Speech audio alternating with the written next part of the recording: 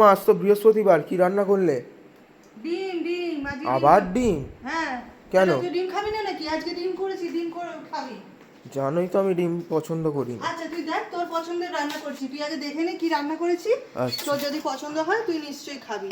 এই দেখ, তুই নিম পাতা আলু ভাতে খেতে ভালোবাসিস, নিম পাতা আলু ভাতে এটা করেছি। ঠিক আছে তবু। ঠিক আছে, তোর আলু পেঁয়াজ কলি ভাজা, আজকে আবার এতে না পেঁয়াজ দিয়েছি, পেঁয়াজ দিয়ে ভেজেছি, বেশ ভালো লাগবে খেতে। এই দেখ, বুঝিস? আর এইটা কালকের, যদি খাস ফুলকপি আলু কষা। সে ঠিক আছে। এই দেখ, আজকে হাঁসের ডিমের ঝোল করেছি বন্ধুরা, কষা কষা। এই দেখো হাঁসের ডিমের ঝোল, ডিমের সাইজগুলো দেখেছো? হেভি বড় বড় হাঁসের ডিমের ঝোল করেছি। আর সাথে আছে এই দেখো চাটনি, তাহলে জমে যাবে না?